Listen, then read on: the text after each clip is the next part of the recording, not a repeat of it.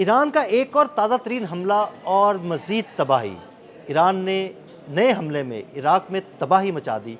ये तबाही कहाँ मची और इससे अमेरिका को कितना नुकसान हुआ?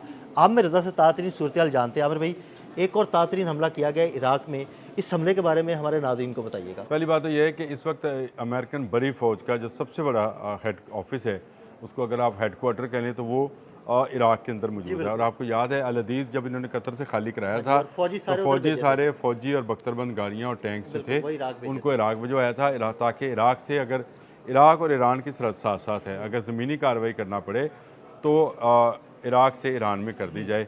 ये एक ऐसी स्ट्रेटजी थी जिसके तहत फ़ौज को कुवैत से, सऊदी अरब से, मुत्तहिदा अरब अमारात से एक मखसूस तादाद के अंदर निकाला गया और उनको इराक में इकट्ठा किया जाता रहा। लेकिन ये अपनी स्ट्रेटजी पे काम कर रहे थे, ईरान अपनी वॉर स्ट्रेटजी बना रहा था। बिल्कुल। ईरान ने वहाँ पर मौजूद जो उसका ईरानी मलेशिया है, उसको तैयार किया कि वो तैयार रहे। उनको ड्रोन्स फराहम किए, उनको पैसा फराहम किया, उनको असला फराहम किया और उनको पूरी तरह से इक्विप्ड कर लिया। इतना इक्विप्ड कर लिया कि वो हिडन रहकर एक पूरी मलेशिया या फोर्स बनाने में कामयाब हो गए। अब अमेरिका अपनी तैयारी कर रहा था, ईरान अपनी तैयारी कर रहा था और इसी तैयारी का जब अब मुकाबले का वक्त आया तो अमेरिका ये चाहता था कि किसी तरह से इराक के रास्ते जो है वो ईरान के अंदर दाखिल हो और फिर वह वहाँ पर अपनी बड़ी फ़ौज के ज़रिए कब्ज़ा कर ले। लेकिन उससे पहले ही ईरान ने यहाँ हमले शुरू कर दिए। देखिए यहाँ पर मैंने आपके साथ पहले भी एक व्लॉग किया था जिसमें मैंने कहा था कि एक आर्जी एम्बेसी बनाई गई हाँ थी, जी, परसों उस उस पे एम्बेसी को हमला किया तबाह गया, किया गया आरज़ी था। एम्बेसी पर हमला किया गया।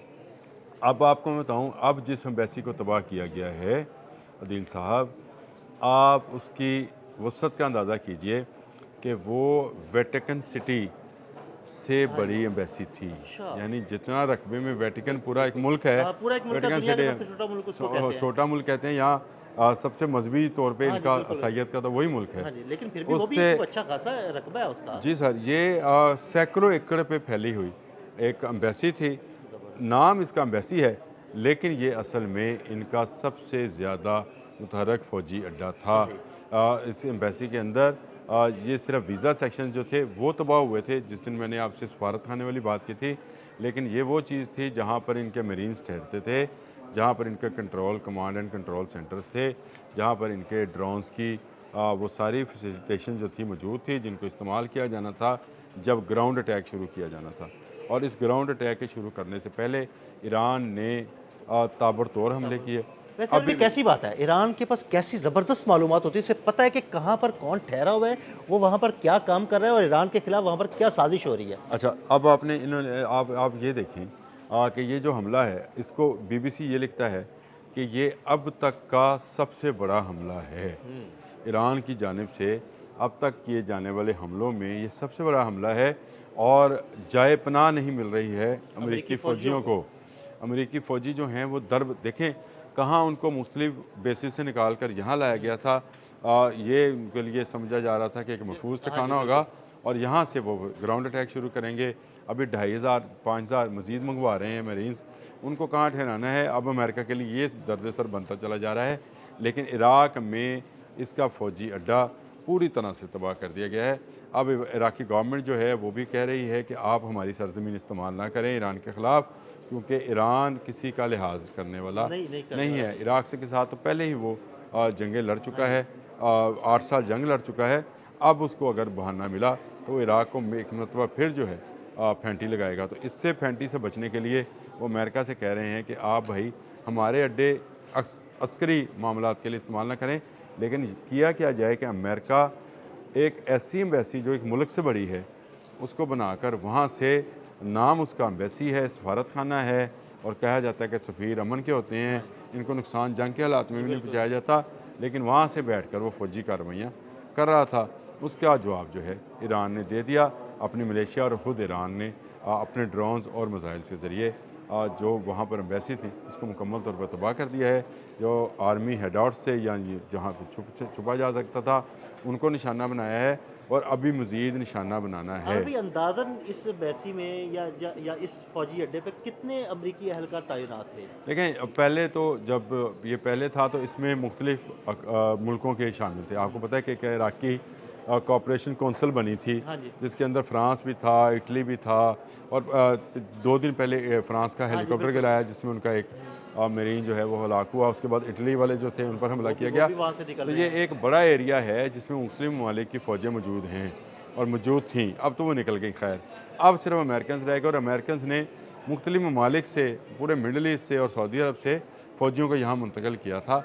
अब तादाद उस तरह से बताई नहीं जा सकती है, यानी मैं ये तो आपको अभी भी बता सकता हूँ कि जो इटली था उसके 250 मरीन्स जो थे यहाँ पर मौजूद थे, सही। जो फ्रांस था उसके तकरीबन 550 के करीब मरीन्स मौजूद थे, अमेरिका के भी उस ज़माने में तकरीबन 2000 के करीब मरीज़ मौजूद थे।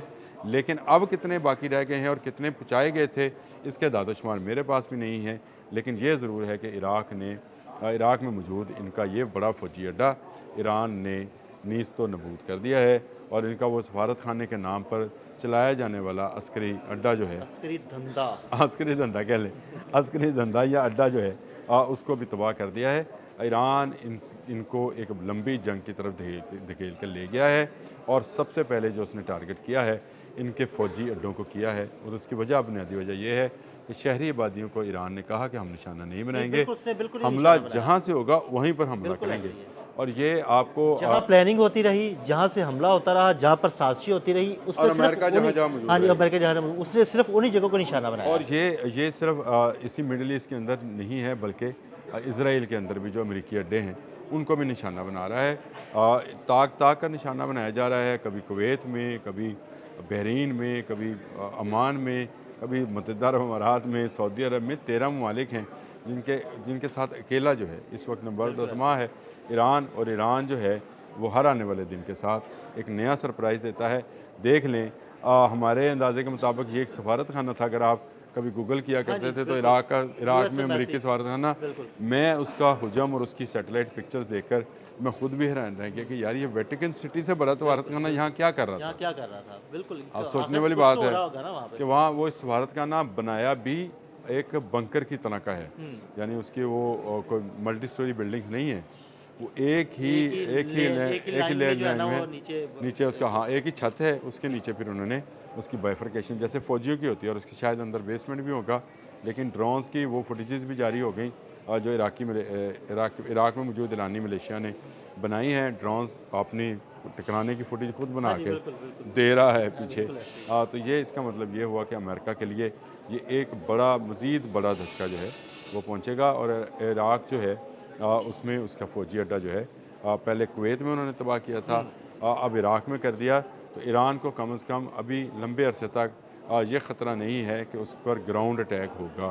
अगर अटैक उसके पास फ़ज़ाई होता है या बहरिया का होता है या मिसाइल्स आते हैं, वो एक अलग कहानी है। लेकिन जो ग्राउंड अटैक की बात अमेरिका कर रहा था कि ज़रूरत पड़ी तो हम करेंगे, उसने उससे पहले ही उस ज़रूरत को ख़त्म कर दिया। बहुत शुक्रिया आमिर भाई जी। बिल्कुल, आमिर भाई ने तातरीन सूरत हाल से आपको आगाह किया।